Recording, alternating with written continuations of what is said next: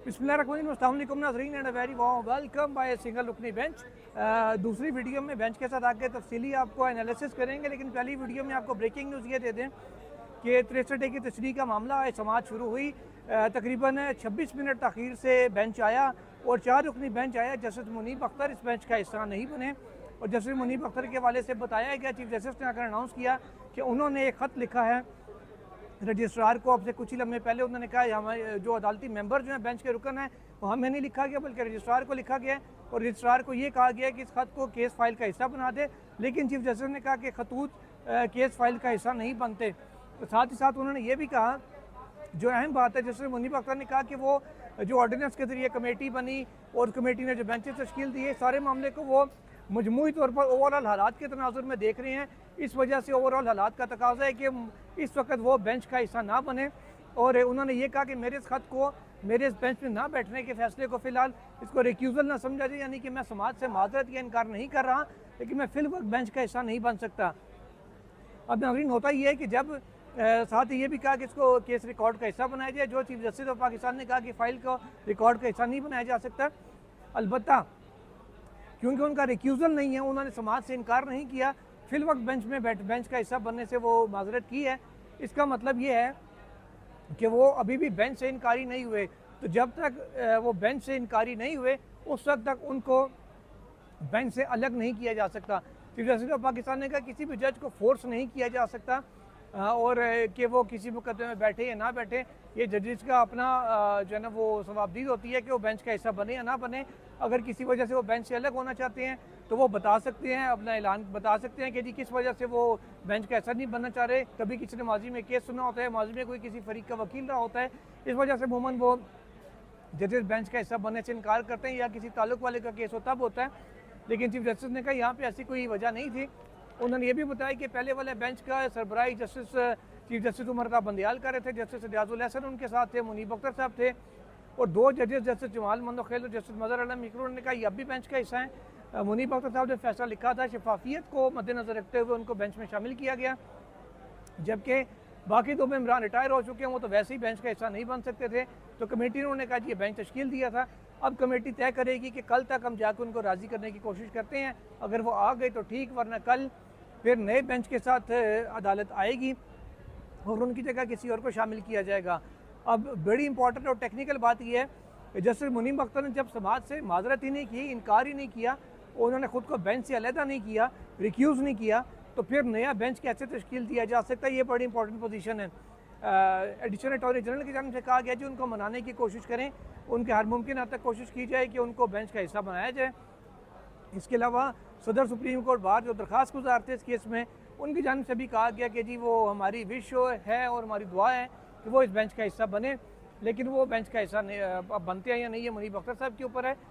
फिर अली ज़फ़र साहब आए जो मरकज़ी केस में PTI के वकील थे। उन्होंने कहा मैं इमरान खान की जानिब से आज पेश हो रहा हूँ, लेकिन जेल हुकाम को जो वकालतनामा दिया गया उन्होंने बगैर टेस्ट किए में वापस कर दिया। चीफ जस्टिस ने कहा जी हम तो उस वकालतनामे को कबूल कर लेते हैं, आप आएँ और दलाइल दें, अब कल जब समाअत होगी तो वो दलाइल दिया जाएगा।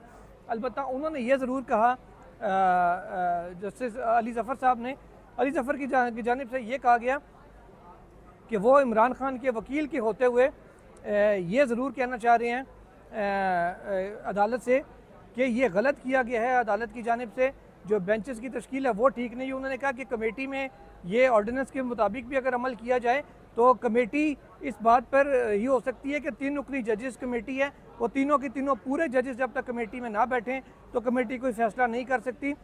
ऑर्डिनेंस में कहीं ये नहीं लिखा हुआ, ना ही कानून में, कि कमेटी पूरी ना हो, 2 रुकनी बेंच 2 जजेस भी हों तो वो बैठ कर फैसला कर सकते हैं। अक्सरियत से फैसला ज़रूर हो सकता है, लेकिन सिर्फ 2 जजेस के बैठने से कमेटी की कॉन्स्टिट्यूशन मुकम्मल नहीं होती।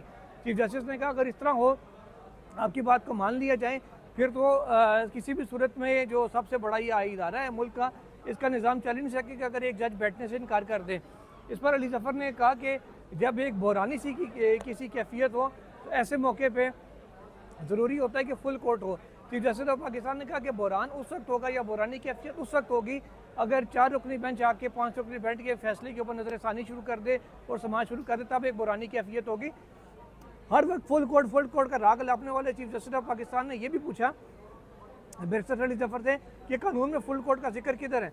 उन्होंने कहा कि कानून में नहीं है, लेकिन बेहतर हाल यही होता है कि जब कोई ऐसा बहरानी सी कैफियत हो तो फुल कोर्ट उसमें बैठती है और मामले को सुलझाती है। अभी मैं यही कहूँगा कि फुल कोर्ट बुलाई जाए, लेकिन फुल कोर्ट इजलास इंतजामी सतह पर बुलाने की सदा भी चीफ जस्टिस ऑफ पाकिस्तान ने मुस्तरद कर दी और सुप्रीम कोर्ट बार की दरख्वास्त के ऊपर कल अब दोबारा समाअत करने जा रहे हैं।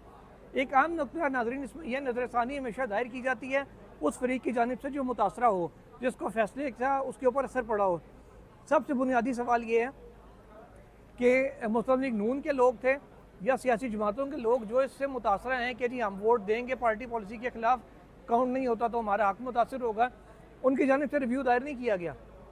रिव्यू ना किसी सियासी जमात ने किया, ना किसी रुकन ने दायर किया, ना किसी मुनरफ रुकन ने दायर किया। रिव्यू दायर किया सुप्रीम कोर्ट बार ने, जिस पूरे मामले में फरीक नहीं थी, उनकी जानिब से रिव्यू आया। ना वो ऑर्डर से मुतासर हैं, भले वो कहते रहे रीराइट किया गया, इनको ये किया गया, वो किया गया, वो मामला सारे अपनी जगह हैं, वो डिबेट के तौर पे तो हो सकते हैं। रिव्यू फाइल करना मुतासरा अफ्रीकैन का ही हक होता है, लेकिन यहाँ पे क्योंकि सारी चीज़ें आई एम सॉरी टू से तयशुदा आईनी तरमीम के लिए, इसलिए जल्दी जल्दी इस केस को लगाया जा रहा है। और कहा यह गया चीफ जस्टिस की जानिब से कि 2.5 साल से एक रिव्यू जो है वो पेंडिंग पड़ा हुआ है।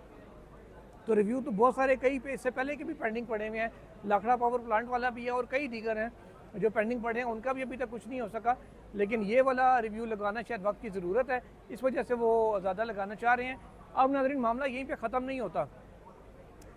जस्टिस मुनीब अख्तर के पास अभी भी ऑप्शन मौजूद है, वो कल बेंच में आए, आगे फिर ये बात दोहराएं, ये दोहरा के वोट के चले जाएं, तो फिर कमेटी के पास कल का दिन भी नहीं होगा, फिर कमेटी को कल दोबारा शायद सर जोड़ के बैठना पड़े।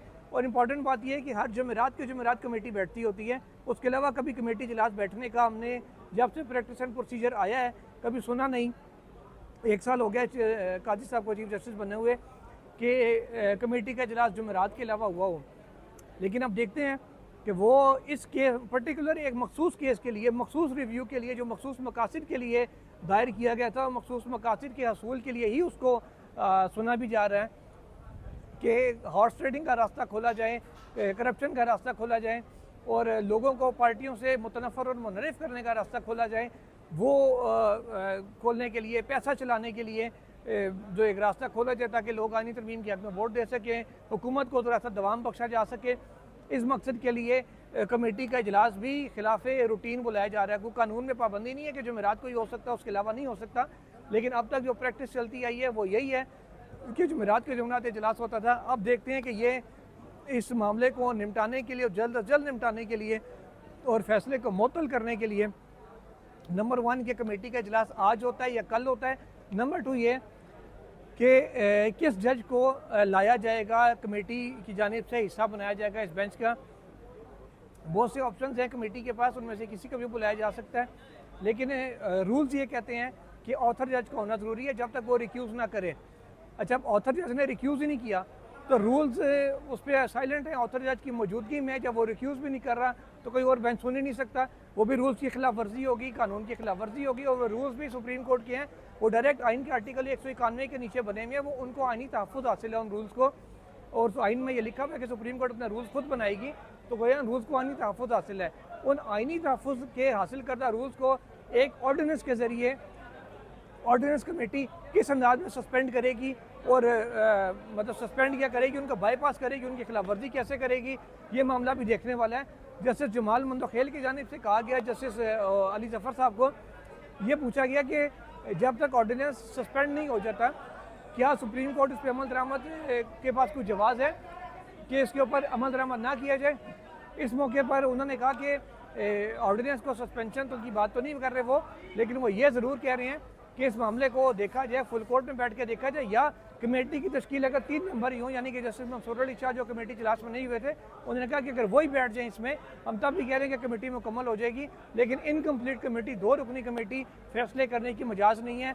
ये आर्गूमेंट था इमरान खान के वकील अली जफ़र का, लेकिन इस आर्गूमेंट को तस्लीम नहीं किया गया, माना नहीं गया सुप्रीम कोर्ट की जानिब से।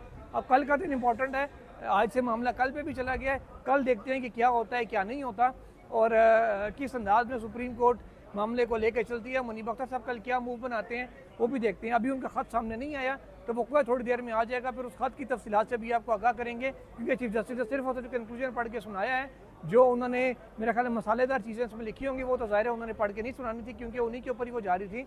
लेट्स सी आगे क्या होता है। दूसरी वीडियो का इंतज़ार करें। टिल देन अल्लाह हाफिज़।